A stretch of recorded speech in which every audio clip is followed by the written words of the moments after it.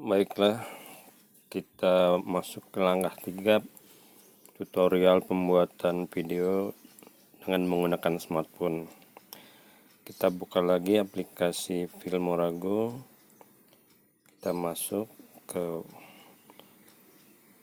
folder file yang pernah kita buat.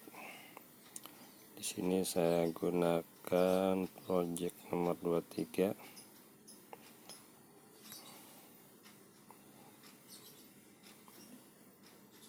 Klik icon editing. Saya akan mengatur durasi penayangan tiap foto atau video kalau nanti sudah jadi video. Di sini ada deretan foto yang akan kita atur durasinya.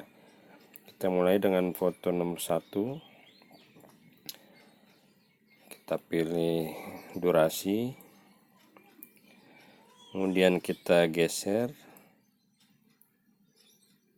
untuk mengatur durasinya maksimal 10 detik. Kita klik OK. Kemudian foto berikutnya kita klik tombol bawah, kita atur kembali durasinya, klik OK.